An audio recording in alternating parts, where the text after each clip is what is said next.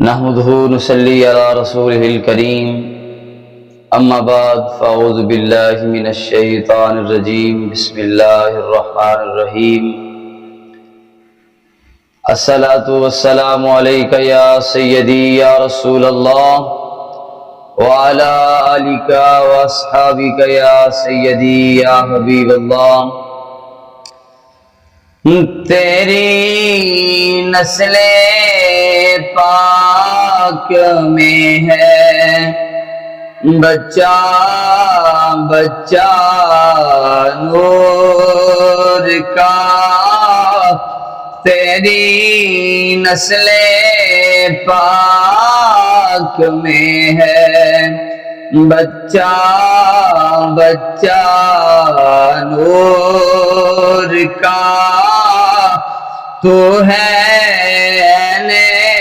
نور تیرا سب گھرانہ نور کا، تو ہے نور تیرا سب گھرانہ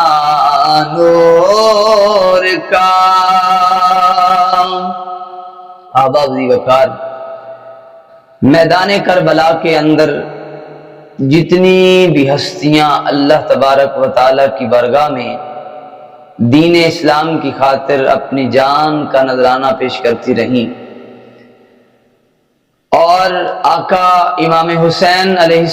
السلام کے قدموں پر اپنی جان کا نذرانہ پیش کرتی رہیں، وہ ساری عظمت والی ہیں، وہ ساری کی ساری کمال والی ہیں، لیکن میدان کربلا کے اندر ایک ایسی عظیم ہستی جس کی عمر ابھی 6 ماہ ہے،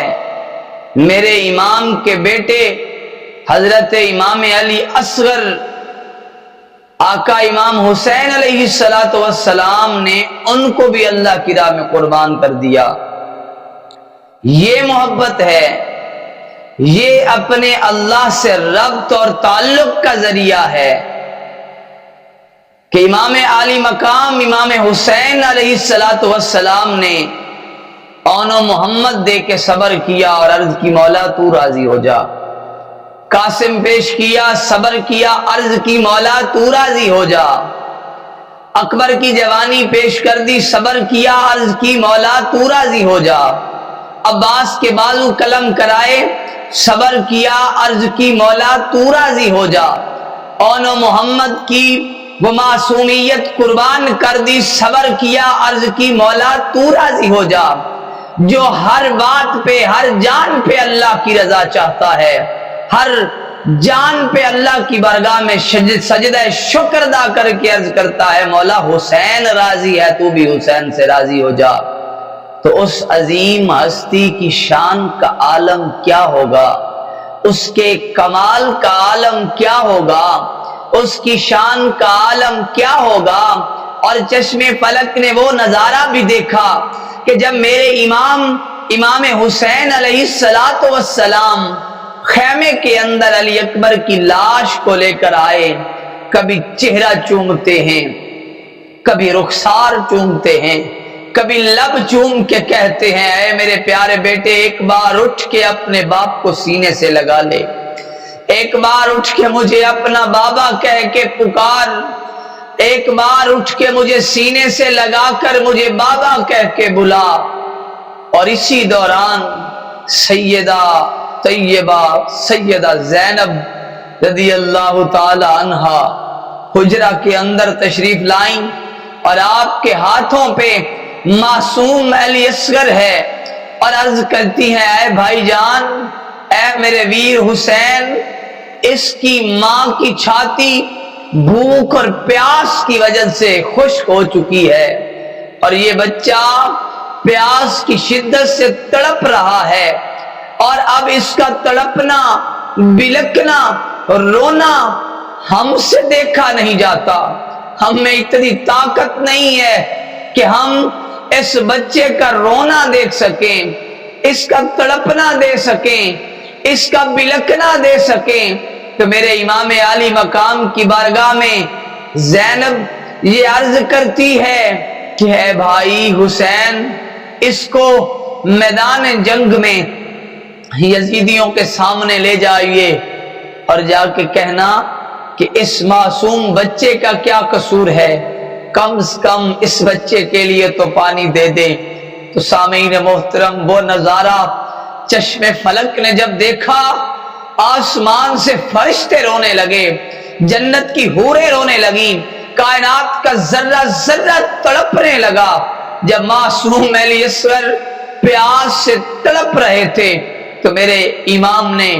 بار بار اصرار کرنے پر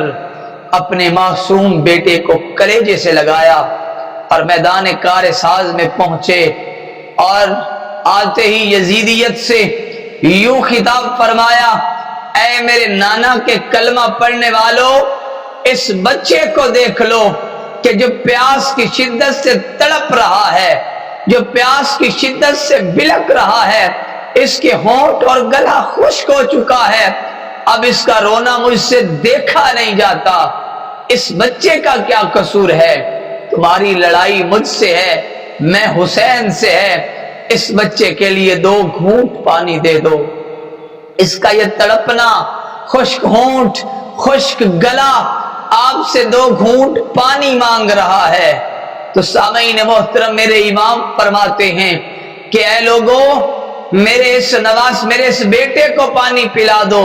میں وعدہ کرتا ہوں کہ محشر کا میدان آ لینے دو، تمہیں اپنے نانا جان کے ہاتھوں سے بھر بھر کے کوثر کے جام پلاؤں گا۔ تو سامعین محترم، میرے امام کی اس جوشیلی تقریر ابھی میدان کربلا میں، میدان کار ساز میں جاری تھی کہ ایک ظالم حرملہ نے تیر چلایا،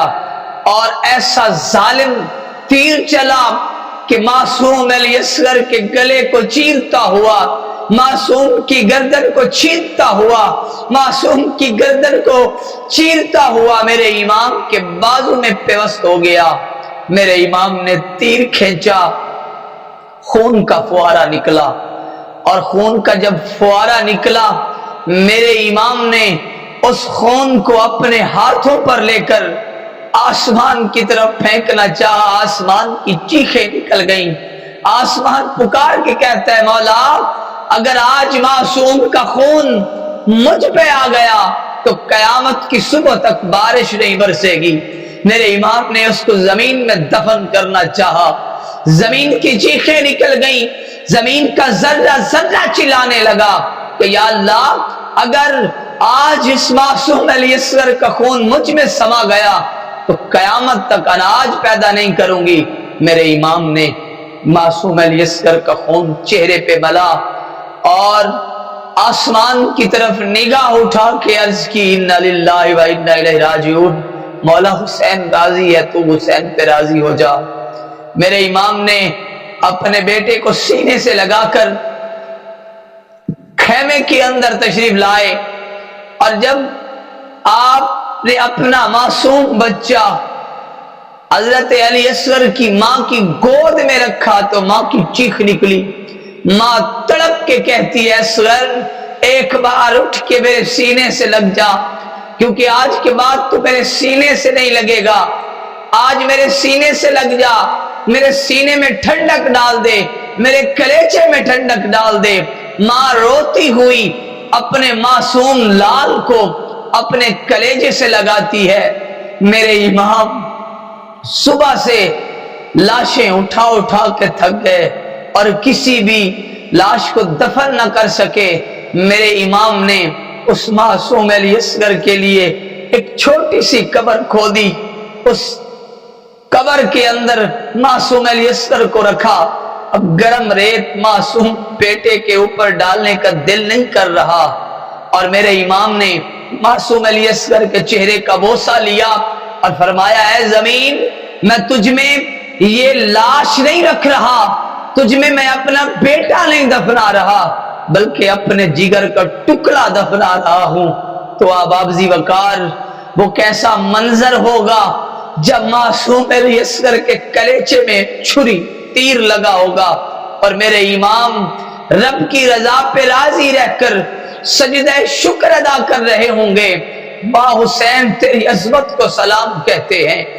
اور واہ حسین تیرے گھرانے کی عظمت کو سلام کہتے ہیں۔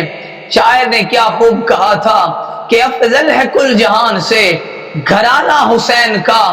افضل ہے کل جہان سے گھرانہ حسین کا، نبیوں کا تاجدار ہے نانا حسین کا، اور 2 پل کی تھی حکومت یزید کی، صدیاں حسین کی ہیں، زمانہ حسین کا۔ اور معصوم علی اصغر کے بارے میں شاعر کیا کہتا ہے، جب تیر لگا کہ معصوم علی اصغر نے کلیجہ سامنے رکھ دیا کہ اتنا ماں کا دودھ بھی نہیں پیا جتنا دین مصطفیٰ کے لیے اپنے خون کو قربان کیا ہے، تو شاعر نے قلم اٹھایا، لکھتا کیا ہے